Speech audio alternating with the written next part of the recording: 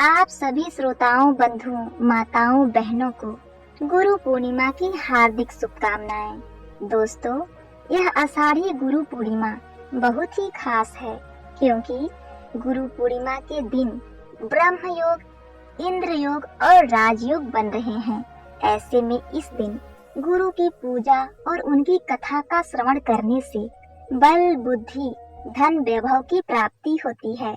हिंदू धर्म में हर साल आषाढ़ मास की पूर्णिमा को गुरु पूर्णिमा के रूप में मनाया जाता है। तो चलिए इस पावन अवसर पर गुरु की महिमा का बखान करते हुए गुरु और शिष्य की बहुत ही सुंदर, दिल को छू लेने वाली कहानी आप सभी को सुनाती हूँ। इस कथा को सुनने के बाद आपके हृदय में गुरु के लिए सम्मान और भी अधिक बढ़ जाएगा। इस गुरु पूर्णिमा के पावन पर्व पर आप ये जो कहानी सुन रहे हैं तो पूरा सुनें। इस कथा को आधा अधूरा ना छोड़ें, इससे गुरु का अपमान होता है और आपको पाप भी लग सकता है। इसीलिए इस कथा को पूरा सुनें और पूरे भक्ति भाव से सुनें। कहानी को शुरू करने से पहले आप सभी से अनुरोध है कि आप हमारे चैनल को सब्सक्राइब, वीडियो को लाइक और सामने बने घंटे के निशान को दबाना ना भूलें, जिससे कि हमारे आने वाली हर नई वीडियो की जानकारी आपको सबसे पहले मिल सके। तो दोस्तों, बिना किसी देरी के आगे बढ़ते हैं कहानी की तरफ। गुरु है दीप, शिष्य है बाती, शिष्य एक साथ, गुरु है साथी। गुरु प्रकाश, शिष्य उजियारा, गुरु की कृपा मिटा अंधियारा। बहुत समय पहले की बात है। एक गुरु और शिष्य जंगल से होते हुए अपने गांव जा रहे थे तो अंधेरा काफी हो चुका था। शिष्य ने अपने गुरु से कहा, गुरुजी, काफी रात हो चुकी है, अगर आप कहें तो आज यहीं पर आसपास के किसी गांव में गुजारा कर लें। गुरुजी ने अपना सिर हाँ में हिलाया और वो आसपास के गांव में एक छोटे से घर के पास जाकर रुक जाते हैं। वहां गए तो गुरुजी के शिष्य ने दरवाजा खटखटाया। उस घर से एक आदमी बाहर आया तो गुरुजी ने बोला, हम अपने गांव जा रहे थे, लेकिन काफी रात होने की वजह से हमने इसी गांव में रुकने का सोचा है। क्या आप आज रात हमें यहाँ पर रुकने दे सकते हैं? गरीब आदमी बोला, हाँ क्यों नहीं, आप दोनों अंदर आ जाइए। अब जैसे ही गुरुजी अंदर आए, उन्होंने देखा कि उस आदमी के घर में बहुत ज्यादा गरीबी थी। गुरुजी ने उससे पूछा कि आप काम क्या करते हैं? तो वह गरीब आदमी बोला कि मेरे पास बहुत सारी जमीन है। गुरुजी बोले, अगर तुम्हारे पास बहुत सारी जमीन है तो इस तरह से क्यों रह रहे हो? वह आदमी बोला, यह किसी काम का नहीं है। गांव वाले बोलते हैं कि यह बंजर जमीन है, यहाँ पर कुछ भी नहीं उगाया जा सकता और यहाँ फसल उगाना बहुत बड़ी बेवकूफी है। उस आदमी की बात सुनकर गुरुजी ने कहा कि तुम्हारा गुजारा कैसे होता है? तब उसने बोला कि मेरे पास एक भैंस है जिससे मेरा पूरा घर चलता है। यह सुनने के बाद गुरुजी भोजन इत्यादि करके सोने के लिए चले जाते हैं और रात में जब सब लोग सो जाते हैं तब गुरुजी ने अपने शिष्य को उठाया और कहा और उसके कान में धीरे से कहा, शिष्य, अब हमें यहाँ से चलना चाहिए और हमें इस आदमी का भैंस भी लेकर जाना है। यह सुनकर शिष्य घबरा जाता है। शिष्य ने कहा, गुरुजी, आप तो इतने महान हो, इतने ज्ञाता हो, आप चोरी भला कैसे कर सकते हैं? शिष्य की बात सुनकर गुरुजी कुछ नहीं बोले। शिष्य, जैसा मैं कह रहा हूँ वैसा करो। शिष्य ने गुरु की बात मान ली और उस आदमी की भैंस को खूंटे से छोड़कर अपने साथ लेकर चल पड़े। शिष्य अपने गुरु से पूछा कि गुरुजी, कहीं आप ये गलत तो नहीं कर रहे हैं? उस गरीब आदमी की रोजी रोटी इसी भैंस की वजह से चलती है। तो गुरुजी अपने शिष्य की तरफ देखते हुए और मुस्कुराते हुए आगे बढ़ जाते हैं। उस बात को तकरीबन 10 साल गुजर जाते हैं और जो गुरु का शिष्य था वह बहुत ही बड़ा गुरु बन चुका था। तो एक दिन उसके मन में गरीब आदमी की याद आती है कि मेरे गुरुजी ने उस आदमी के साथ अच्छा नहीं किया था, बहुत गलत किया था। मुझे एक बार चलकर उसे देखना चाहिए कि वह आदमी किस परिस्थिति में है। बेचारा। वह शिष्य उस गांव की तरफ चला जाता है और वहां जैसे ही पहुंचता है तो उसने देखा कि जहां पर उस आदमी का झोपड़ा था वहां पर एक बड़ा सा आलीशान महल बन चुका है और झोपड़ी के बाहर जो बंजर जमीन थी उस पर फल और फूलों के बगीचे थे। तभी उधर से उस घर का मालिक आता है। शिष्य उसे पहचान लेता है और उस आदमी से बोलता है, तुमने मुझे पहचाना? मैं अपने गुरुजी के साथ आपके घर आया था। हम एक रात के लिए आपके यहाँ रुके थे। वह आदमी उसे पहचान लेता है और बोलता है कि उस रात में आप कहाँ चले गए थे? और उस रात के बाद ही मेरी भैंस भी चली गई थी। मेरे पास कोई रास्ता नहीं था, तो मैंने अपने जमीन पर मेहनत की और फसल उगाई और आज मैं इस गांव का सबसे अमीर आदमी बन गया हूँ, फलों का सबसे बड़ा व्यापारी बन गया हूँ। यह सुनने के बाद शिष्य की आंखों में अपने गुरुजी के लिए आंसू आ गए और उसे ये बात समझ में आ गई और वो रोने लगा। तो इस प्रकार उस शिष्य ने अपने गुरु की महत्वता को, अपने गुरु की महिमा को समझा। और हमारी दूसरी कहानी है जो कि भगवान विष्णु से संबंधित है। दोस्तों, आज के दिन भगवान विष्णु का भी कथा सुनना चाहिए। इससे आपको शुभ और धन की प्राप्ति होती है। तो चलिए आगे बढ़ते हैं कहानी की तरफ। एक दिन भगवान विष्णु शेष नाग पर बैठे बैठे उदास हो गए और धरती पर जाने का विचार बनाया। धरती पर जाने का मन बनाते हुए विष्णु जी जाने की तैयारी में लग गए। अपने स्वामी को तैयार होता देखकर लक्ष्मी जी ने पूछा, स्वामी आप कहाँ जाने की तैयारी करने लगे? इसके उत्तर में विष्णु जी ने कहा, हे देवी, मैं धरती लोक पर घूमने जा रहा हूँ। यह सुनकर माता लक्ष्मी का भी धरती पर जाने का मन हुआ और उन्होंने हरि विष्णु से आज्ञा मांगी। लक्ष्मी जी द्वारा प्रार्थना करने पर भगवान विष्णु बोले कि आप मेरे साथ चल सकती हो, लेकिन एक शर्त पर। आप धरती पर पहुंचकर उत्तर दिशा की ओर बिल्कुल भी मत देखना, तभी मैं तुम्हें अपने साथ ले जाऊंगा।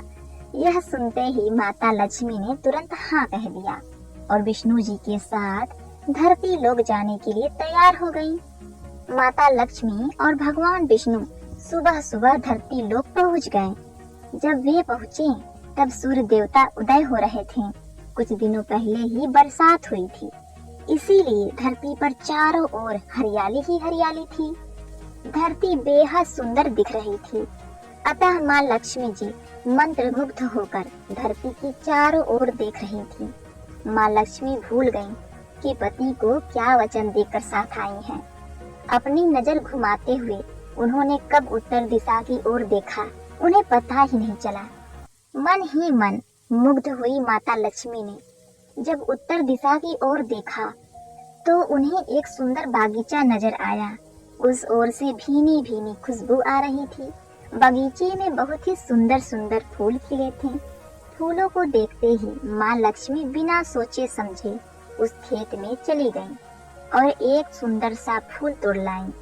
फूल तोड़ने के पश्चात जैसे ही माँ लक्ष्मी भगवान विष्णु के पास वापस लौट कर आईं, तब भगवान विष्णु के आंखों में आंसू आ गए थे। माता लक्ष्मी के हाथों में फूल देखकर माता लक्ष्मी ने कहा कि हे प्रभु, आप अचानक रोने क्यों लगे? आपके आंखों में यह आंसू कैसा? तब भगवान विष्णु ने कहा, देवी, कभी भी किसी से बिना पूछे उसका कुछ भी नहीं लेना चाहिए।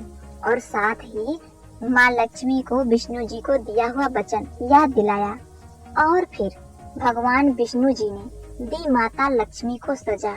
माँ लक्ष्मी को अपनी भूल पर अब आभास हुआ तो उन्होंने भगवान विष्णु से इस भूल की क्षमा मांगी। विष्णु जी ने कहा कि आपने जो भूल की है उसकी सजा तो आपको अवश्य मिलेगी।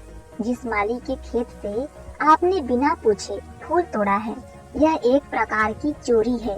इसीलिए अब आप 3 वर्षों तक माली के घर नौकर बनकर रहो।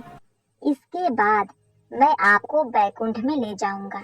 भगवान विष्णु का आदेश माता लक्ष्मी ने चुपचाप सर झुकाकर स्वीकार कर लिया। इसके बाद माँ लक्ष्मी ने एक गरीब औरत का रूप धारण किया और उस खेत के मालिक के घर चली गईं। माधव नाम के उस माली का एक झोपड़ा था, जहाँ माधव अपने पत्नी, 2 बेटे और 3 बेटियों के साथ रहता था। माता लक्ष्मी जब साधारण औरत बनकर माधव के झोपड़े पर पधारी तो माधव ने पूछा, बहन आप कौन हो? तब माँ लक्ष्मी ने कहा, मैं एक गरीब औरत हूँ, मेरी देखभाल करने वाला कोई नहीं है। मैंने कई दिनों से खाना नहीं खाया, मुझे कोई भी काम दे दो, मैं तुम्हारे घर का सारा काम कर दूंगी और इसके बदले में आप मुझे अपने घर की एक कोने में आसरा दे देना। दोस्तों, माधव बहुत ही अच्छे दिल का मालिक था।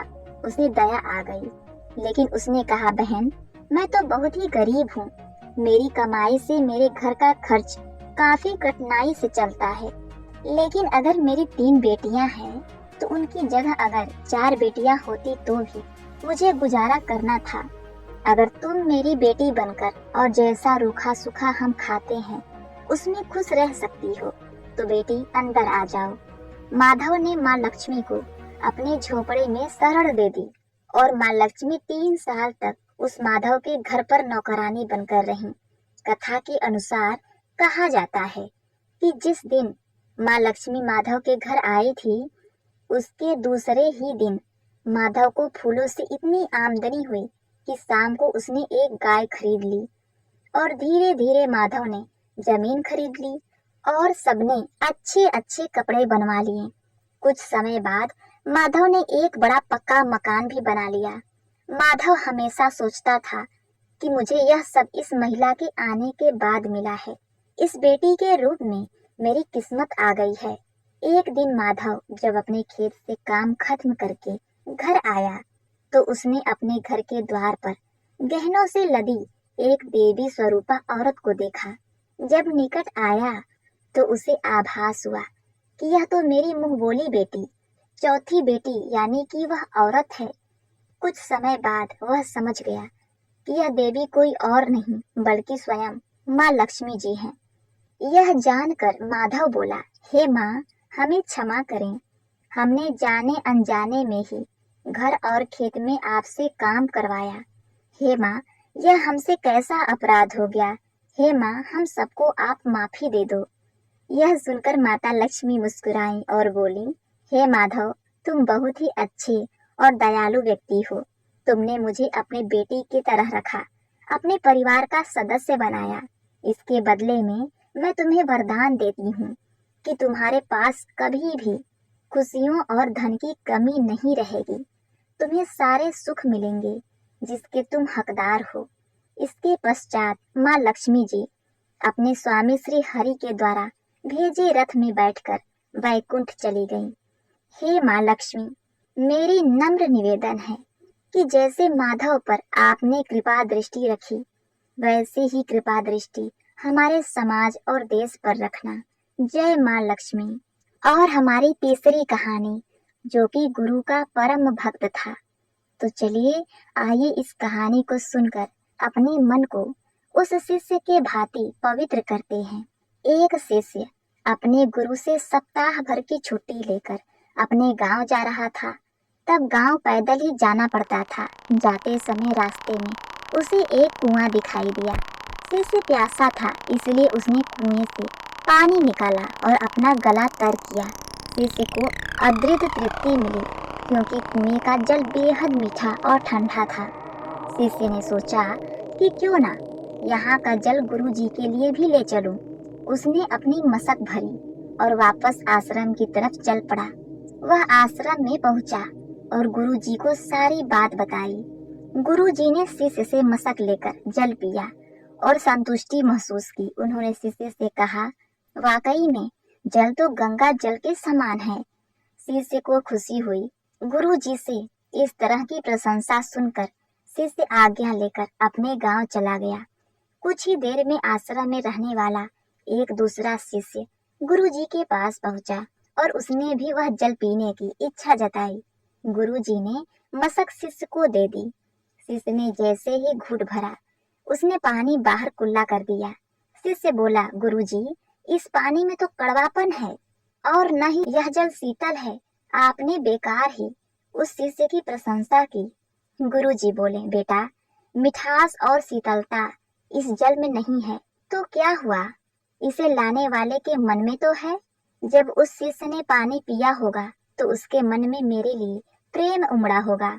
यही बात महत्वपूर्ण है। मुझे भी मशक का जल तुम्हारी तरह ठीक नहीं लगा, पर मैं यह कहकर उसका मन दुखी नहीं करना चाहता था।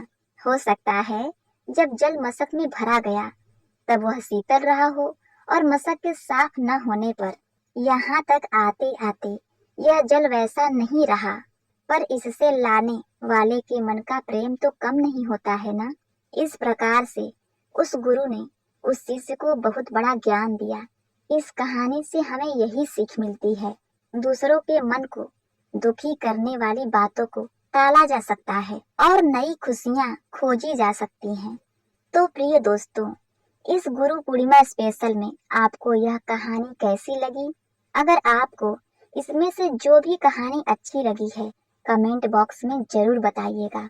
और हाँ, हमारे चैनल को सब्सक्राइब, वीडियो को लाइक और सामने बनी बेल के घंटी को दबाना ना भूलिएगा, जिससे कि हमारे आने वाली हर नई वीडियो की जानकारी आप तक सबसे पहले पहुंचे। मिलते हैं नेक्स्ट वीडियो में, तब तक के लिए नमस्कार।